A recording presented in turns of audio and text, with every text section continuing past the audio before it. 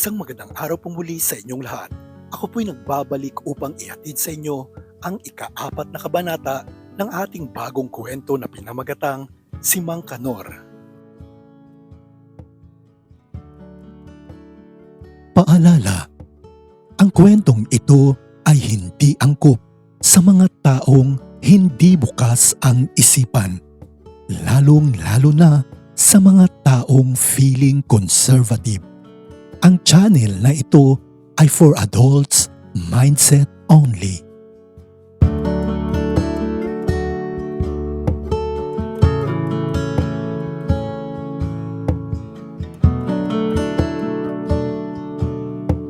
Ang nakaraan. At doon habang tumatayo ito ay napansin ko na buhay na ang kanyang alaga. At dahil sa sobrang buhay na nito, kaya bumabakat ang kanyang harapan. At para hindi mahalata ay tinanong na lamang niya ako kung ano ang aking pakay sa kanya. Kaya naman sinabi ko na lamang na kung pwede ako magpatulong na ayusin ang baradong tubo ng aming lababo sa may kusina. Hindi naman nagdalawang isip si Mang Kanor at pumayag naman siya dahil alam din daw niya kung paano ayusin ito dahil sa naging tubero din ang kanyang trabaho dati. Sinabi din nito na susunod na lamang siya sa akin dahil kukunin lamang niya ang kanyang mga gamit sa loob ng kanyang kwarto. Dali-dali na akong pumasok at bumalik sa may kusina habang hinihintay ko si Mang Kanor. Hindi ko alam ang aking pakiramdam at nababalisa ako habang nakaupo at iniisip ko ang ginawa kong paghawak sa kanya. Maya-maya pa at kumatok na si Mang Kanor at pumasok sa loob, dala-dala ang isang box na laman ng kanyang gamit pang-ayos. At sinimulan na nitong ayusin ang tagas at baradong tubo. Humiga siya sa may sahig at ipinasok ang kanyang ulo sa ilalim ng lababo. At habang abala si Mang Kanor ay kitang-kita ko ang unti-unting pagpapawis ng kanyang katawan. At napapalunok na lamang ako sa aking nakikita at nauuhaw dahil sa sobrang hot ni Mang Kanor.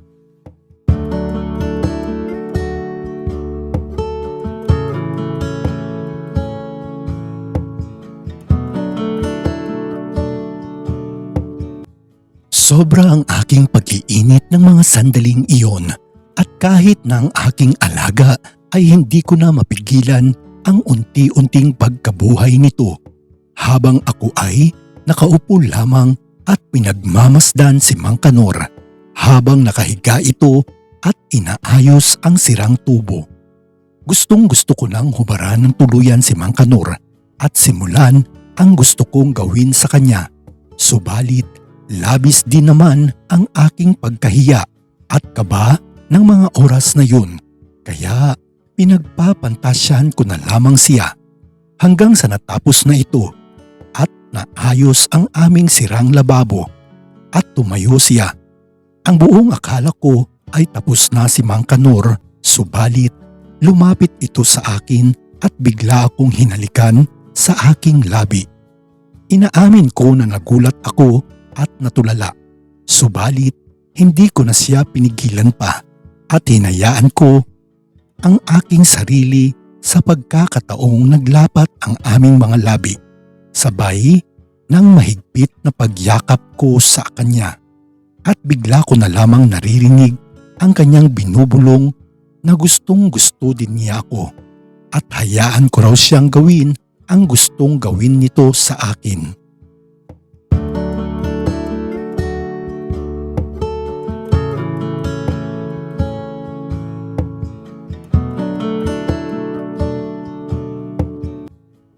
Dahil sa pagkagulat, sa di ko inaasahan ay hindi ko na alam ang aking gagawin. Nanginginig ang aking buong katawan at halos hinahabol ko ang aking paghinga habang hinahalikan ako ni Mang Kanor. Kung kaya ninanamnam ko na lamang ang tamis ng kanyang labi. At habang tumatagal ang nangyayari sa amin ay mas lalo namang naging agresibo itong si Mang Kanor, habang ako naman ay hinahayaan lamang siya sa kung ano ang kanyang ginagawa sa akin. Lumipas ang ilang minuto ay bigla naman niya akong binuhat at tumungo kami sa may sala, at pagkatapos ay ibinaba niya ako sa may sofa, at ang sumunod ay ang pangyayaring labis naming ikinaligaya, at pagkatapos noon ay tuluyang mas lalong nahulog ang aking sarili sa kanya. Pagkatapos ng nangyari sa amin ay nanatili muna kami sa may sofa ng matagal, habang si Mang Kanor ay nakaupo at ako naman ay nakasandal sa kanyang dibdib, at ini-enjoy ang bawat sandali na nakayakap ako sa kanya. Hinahaplos din ito ang aking balikat at hinahalikan ang aking noo, sabay sa pagyakap ng mahigpit sa akin, na para bang ayaw nitong matapos ang sandaling iyon, sabay sa pagbulong nito ng, "Sa akin ka lang, Ray."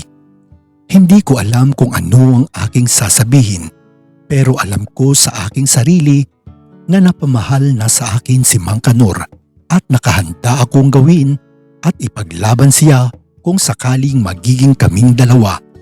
Lalo pa at alam at nararamdaman ko rin kung gaano ako kagusto ni Mang Kanor, at ipaglalaban din niya ako.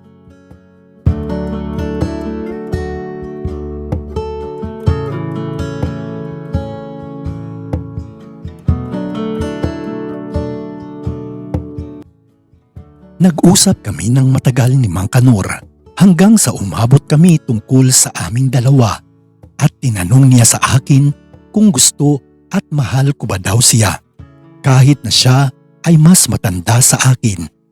Sinagot ko naman si Mang Kanor at sinabi ko ang aking nararamdaman para sa kanya, na gustong gusto ko nga siya, at gusto ko rin ang lalaking katulad niya na isang matured, dahil alam ko kung paano sila magmahal at paano sila mag-alaga, at kung paano din sila magpaligaya pagdating sa kama. Alam namin sa isa't isa na hindi ganoon kadali, lalo pa at kaibigan nito ang aking ama, at hindi nila alam na hindi ako straight na lalaki. Ngunit kahit ganoon pa man ay nakahanda naman akong aminin kung sakaling malaman nila ang tungkol sa aming dalawa ni Mang Kanor.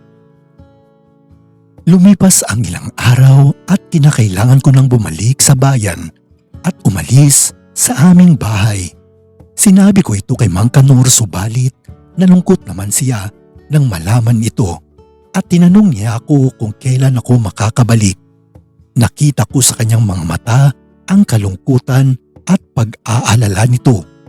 Bigla niya akong niyakap ng mahigpit, at doon ay napayakap din ako sa kanya, at bigla akong napaluha na para bang magkakalayo kami ng matagal.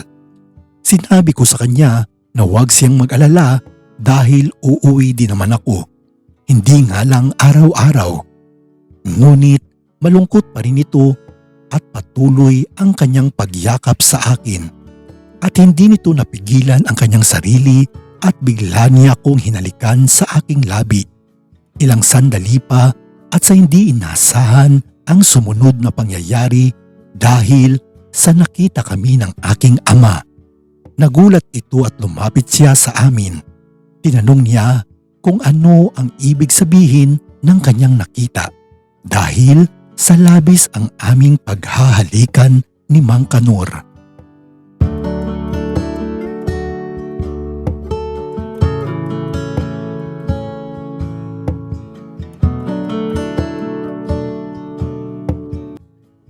Naging mahinahon naman ang aking ama, kung kaya't napilitan naman kami ni Mang Kanor na sabihin at aminin ang tungkol sa aming dalawa. Ipinaliwanag namin ng maayos sa aking ama. Hindi naging madali para sa amin na sabihin at umamin sa mga sandaling iyon, subalit naging maayos naman ang pagpapaliwanag namin sa aking ama. at bigla kaming nagulat dahil sa sinabi ng aking ama na alam niya ang tungkol sa akin. Dahil sa sinabi ng aking ina sa kanya.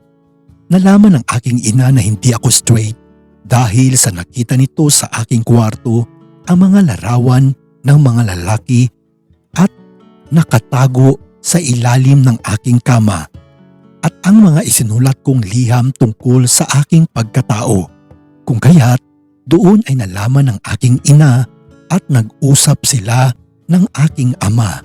Sinabi nila na hinihintay lamang nila ang pagkakataong ako mismo ang magsabi sa kanilang dalawa. Natuwa ako at labis ang aking pag-iyak nang malamang tanggap at naiintindihan nila ako. Kung kaya ay napayakap ako sa aking ama at humingi ako ng tawad. Halos umabot ng ilang minuto din ang aming naging pag-uusap hanggang sa sinabi ng aking ama na tanggap niya rin kung ano ang namamagitan sa amin ni Mang Kanor. Lalo pa at kakilala niya ito at mapagkakatiwalaan din si Mang Kanor. At doon ay nag-usap silang dalawa. Pagkalipas ng ilang minuto ay lumapit sa aking muli si Mang Kanor at napayakap siya sa akin ng mahigpit. Sinabi nito na malaya na kaming ipakita ang aming relasyon dahil sa ibinilin ako ng aking ama sa kanya na ngayon ay ang aking minamahal. Ipinangako nito sa aking magulang na aalagaan at mamahalin niya ako at hindi sasaktan.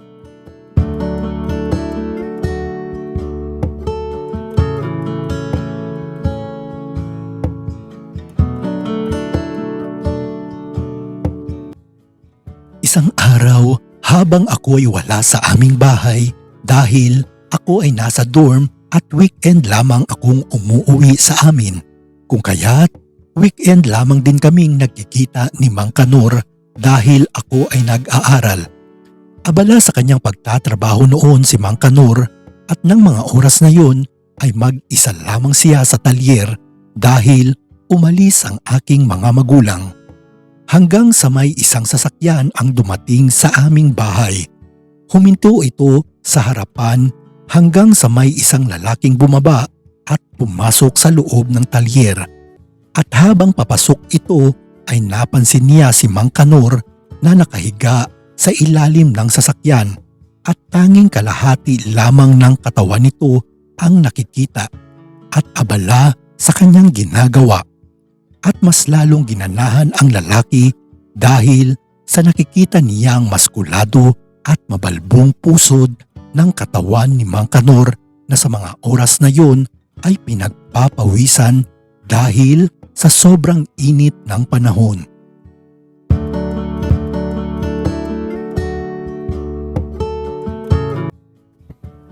At dito ngay nagtatapos muli ang ika-4 na kabanata ng ating kwentong pinamagatang si Mang Kanor. Abangan niyo po muli ang susunod pang kabanata. Huwag niyo pong kalimutang mag-like, mag-subscribe at mag-share muli. Ako po ang inyong Kuya Rons at magandang araw sa inyong lahat.